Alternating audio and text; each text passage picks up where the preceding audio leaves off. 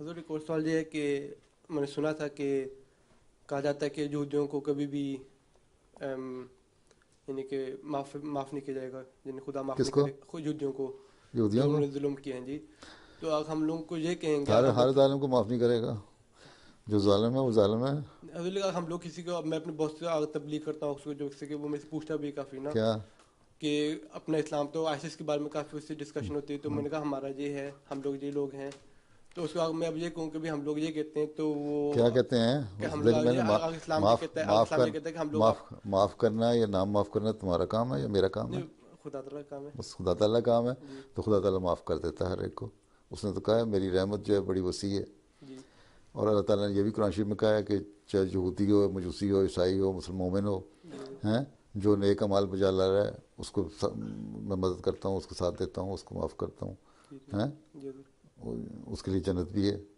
جی تو یہ چیزیں جو ہیں، یہ فیصلے تو اللہ تعالیٰ نے کرنے ہیں.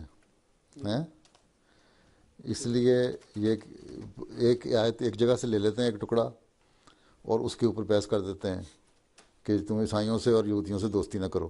جی قرآن شریف نے لکھ دیا. باقی اس سے بھی تو پڑھو نا کہ کیا کہتے ہیں، وہ کس کانٹیکس میں آ رہا ہے، وہ کس کانٹیکس میں آ رہا ہے. جی جب تک دائیں بائیں آگے پیچھے پوری پڑھو نا، اس کی ڈیٹیل نہ پڑھو، ایک آیت پڑھ کے سوال جواب نہیں ہو سکتا.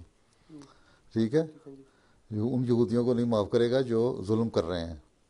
ٹھیک ہے؟ جی جی کیا ان مسلمانوں کو معاف کر دے گا جو ظلم کر رہے ہیں؟ نہیں، یہ جو آئسس کر رہا ہے یہ ظلم نہیں ہے؟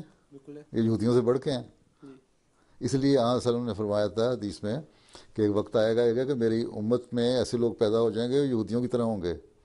جس طرح ایک پاؤں کی جوتی دوسرے پاؤں سے ملتی جلتی ہے نا، اسی طرح ہو جائیں گے. بلکہ اور بھی بہت ساری نشانیاں بتائیں کہ اگر کوئی یہودی فلاں فلاں گناہ کرتا ہے تو مسلمان بھی کریں گے.